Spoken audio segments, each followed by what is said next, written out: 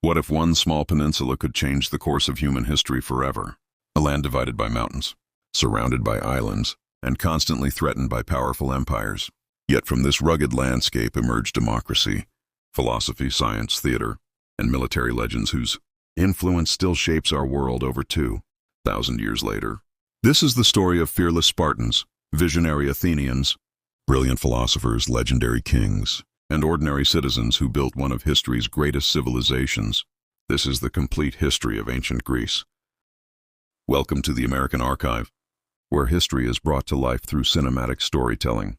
If you enjoy exploring the civilizations that shaped our world, subscribe and journey through the past with us. Before Greece became famous for its philosophers and warriors, nature itself determined its destiny. Unlike the vast fertile plains of Egypt or Mesopotamia, Greece was a land of towering mountains, rocky hills, narrow valleys, and endless coastlines. Nearly 80% of the country was mountainous, making travel difficult and isolating communities from one another. Instead of forming one unified kingdom, the people developed hundreds of independent city-states, each with its own government, traditions, and ambitions.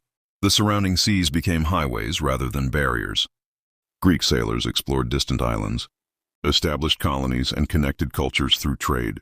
Timber, olive oil, wine, pottery, and precious metals flowed across the Mediterranean.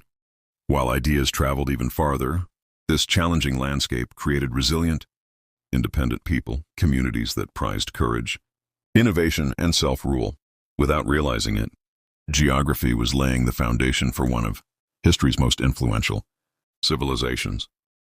3000 BCE, the island of Crete became home to Europe's first advanced civilization, the Minoans.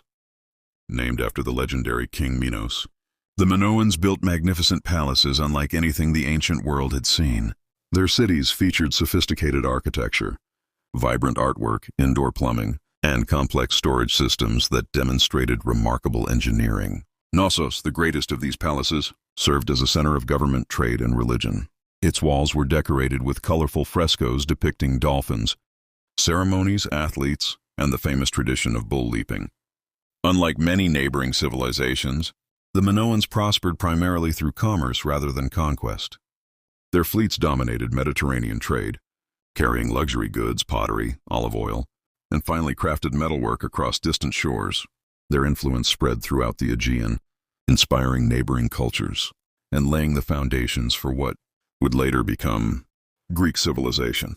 Around the mid-2nd millennium BCE, a devastating combination of natural disasters, volcanic activity, earthquakes, and foreign invasions weakened Minoan power. 100 BCE, the center of power had shifted to mainland Greece. Here, the Mycenaeans built heavily fortified cities that reflected a very different society from the peaceful traders of Crete. These were kingdoms of warriors, ruled by powerful kings whose authority rested on military strength.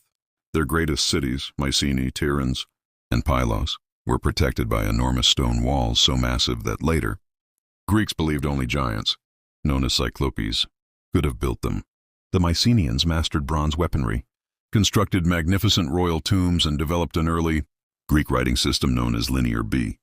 These clay tablets recorded taxes, trade, military supplies, and royal administration, revealing an organized and prosperous civilization. Their ships sailed across the Mediterranean, trading with Egypt, Anatolia, and the Near East. Wealth flowed into their kingdoms, strengthening both their armies and their influence. But the Mycenaeans sought more than trade. They sought glory. Around the 12th century BCE, one conflict would become immortal through the poetry of Homer, the legendary Trojan War. According to tradition, Greek kings united to recover Helen of Sparta after she was taken to Troy. For 10 long years, warriors fought beneath the city's mighty walls.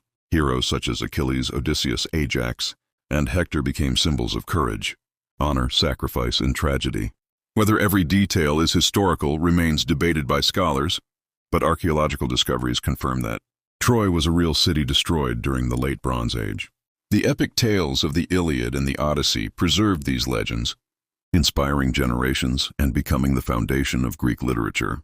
Yet even as these stories celebrated victory, a far greater disaster was approaching. Around 1200 BCE, disaster struck across the ancient world. Within only a few generations, many of the great Bronze Age civilizations collapsed. Trade networks broke apart, palaces were destroyed, populations declined, and entire kingdoms vanished.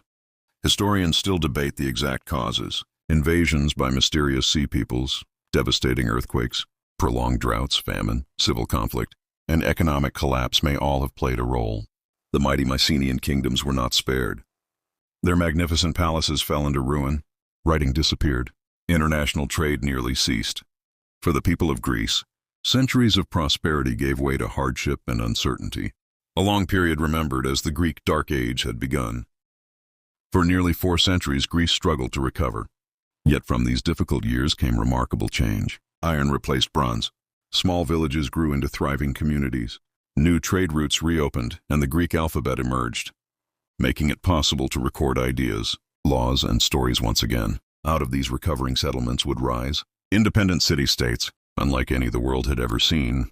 Among them, 2 would dominate history: Athens and Sparta. 6th century BCE, Athens was becoming one of the most influential cities in the Greek world.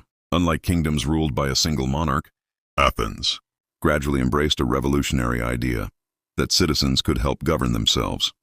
Statesmen such as Solon introduced reforms that reduced the power of the aristocracy. Later, Cleisthenes reorganized the political system, laying the foundations of democracy. Although this democracy excluded women, enslaved people, and foreigners, it was a remarkable experiment for its time. Citizens debated laws, voted in public assemblies, and held leaders accountable.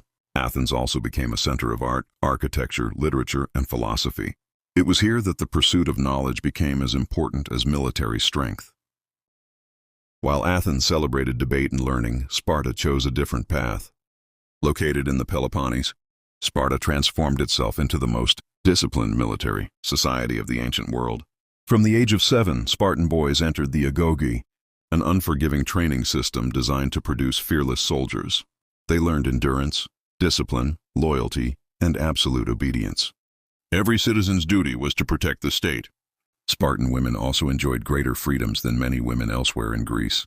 They owned property, received physical training, and managed households while the men served in the army. The Spartan phalanx became one of the most formidable fighting forces in history, earning a reputation that spread across the Mediterranean. To the east, another power had risen. The Persian Empire was the largest empire the world had ever seen, stretching across 3 continents under the rule of King Darius I.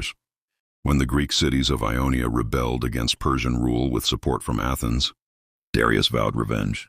His objective was clear: punish Athens, conquer Greece, and bring every independent Greek city under Persian control. A clash between freedom and empire had become inevitable.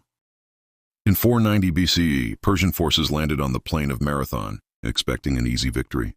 Instead, they faced a determined army of Athenian hoplites led by the general Miltiades.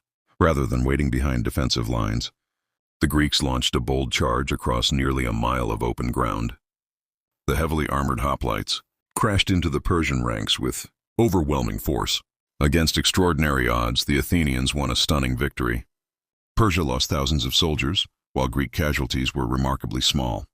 According to tradition, a messenger ran from Marathon to Athens to announce the victory before collapsing from exhaustion, an event that inspired today's modern marathon race.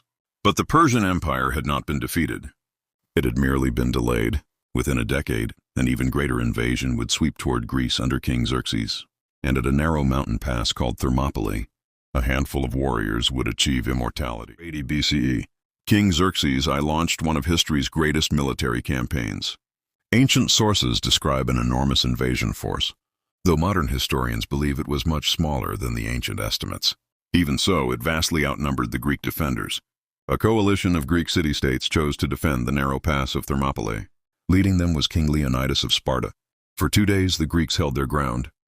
The narrow pass prevented the Persians from using their numerical advantage, and Spartan discipline turned the battlefield into a fortress. But betrayal changed everything. A local man named Ephialtes revealed a mountain path that allowed Persian forces to outflank the defenders. Knowing defeat was inevitable, Leonidas dismissed most of the allied army and remained with his Spartans, accompanied by Thespians and Thebans who also stayed. Their sacrifice delayed the Persian advance and became a timeless symbol of courage, duty, and resistance against overwhelming odds. Although Thermopylae had fallen, Greece had not. Themistocles, the brilliant Athenian strategist, understood that the war would be decided at sea. Near the island of Salamis, he lured the larger Persian fleet into narrow waters where its numbers became a disadvantage. The smaller, faster Greek triremes attacked with devastating precision. Ship after ship was destroyed. Watching from a nearby hill, Xerxes witnessed the collapse of his navy. Without control of the sea, supplying his massive army became increasingly difficult. The Persian king withdrew much of his force, leaving behind an army that was defeated the following year at the Battle of Plataea. The Persian Wars had ended. The independence of the Greek city-states had been preserved. With Persia defeated, Athens entered an extraordinary period remembered as its Golden Age. Under the leadership of Pericles, the city became the intellectual and cultural heart of the Greek world. The magnificent Parthenon was built atop the Acropolis as a symbol of Athenian achievement. Great playwrights transformed theater into a powerful form of storytelling. Historians such as Herodotus and Thucydides pioneered the study of history through observation and evidence. Philosophers, including Socrates, encouraged citizens to question assumptions, pursue wisdom, and examine the meaning of justice, virtue, and truth. Athens would influence politics, science, education, and philosophy for thousands of years. Yet victory over Persia did not bring lasting peace. Rivalry between Athens and Sparta grew into open conflict. In 431 BCE, the Peloponnesian War erupted, dividing the Greek world for nearly 3 decades. The prolonged struggle exhausted both sides. Plague struck Athens, resources dwindled, and alliances shifted as the conflict dragged on. When the war finally ended in 404 BCE, Sparta emerged victorious. But the triumph came at a terrible cost. The once united Greek city-states had weakened one another. The Greek city-states lay the kingdom of Macedon. Its king, Philip II, transformed a once-overlooked kingdom into the strongest military power in Greece. He introduced the Macedonian phalanx, whose soldiers carried the long sarissa, a spear far longer than those used by traditional Greek hoplites. Philip combined disciplined infantry with highly mobile cavalry, creating an army unlike any seen before. In 338 BCE, at the Battle of Chaeronea, Philip defeated the combined forces of Athens and Thebes, bringing most of Greece under Macedonian leadership. But Philip's greatest legacy would not be his own conquests. It would be his son. When Alexander III, later known as Alexander the Great, became king in 336 BCE, he inherited Philip's army and an ambitious vision. Educated by the philosopher Aristotle, Alexander possessed both military brilliance and an insatiable curiosity about the world. Crossing into Asia, he launched a campaign against the Persian Empire. Victory followed victory. At the Granicus River, he secured his first major success. At Issus, he defeated King Darius III despite being outnumbered. And at Gaugamela in 331 BCE, Alexander shattered the Persian Empire forever. His armies marched farther than any Greek force before them, conquering Egypt, Mesopotamia, Persia, and reaching as far as the Indus River in present-day Pakistan. Along the way, he founded dozens of cities, many named Alexandria, which became centers of trade, learning, and Greek culture. But after years of relentless campaigning, Alexander died unexpectedly in 323 BCE at the age of just 32. His empire, though vast, would not remain united. After Alexander's death, his generals divided the empire into rival kingdoms. Although politically fragmented, Greek culture spread farther than ever before. This era became known as the Hellenistic Age. Greek language, philosophy, architecture, science, and art blended with Egyptian, Persian, and Near Eastern traditions. Cities such as Alexandria in Egypt became global centers of knowledge. Scholars made breakthroughs in mathematics, astronomy, medicine, and engineering, preserving and expanding ideas that would influence civilizations for centuries. The Hellenistic world became a bridge between East and West. In 146 BCE, Greece came under Roman rule. Yet even in conquest, Greek culture conquered Rome. Roman leaders admired Greek philosophy, literature, education, and architecture, ensuring that Greek ideas continued to flourish across the Roman world. Centuries later, the Eastern Roman Empire, known today as the Byzantine Empire, preserved much of Greece's language, traditions, and intellectual heritage. Following centuries of foreign rule, modern Greece gained independence in the 19th century, reconnecting with its ancient past while building a modern nation. Today, the legacy of ancient Greece is everywhere. Rules of democracy continue to shape governments. The philosophies of Socrates, Plato, and Aristotle remain central to education. The Olympic Games unite nations through peaceful competition. Greek achievements in mathematics, science, literature, theater, and architecture continue to inspire the world. From a rugged peninsula surrounded by the sea emerged ideas that transformed civilization itself. Ancient Greece may have fallen as a political power, but its influence never disappeared. Its greatest empire was not built only with armies. It was built with ideas, and those ideas continue to shape humanity to this very day. Thank you for joining the American Archive on this journey through the complete history of ancient Greece. If you enjoyed this documentary, please like the video, subscribe to the American Archive, and turn on notifications so you never miss our next journey into history. Leave a comment below and tell us which ancient civilization you'd like us to explore next. Until next time, keep discovering the stories that shaped our world.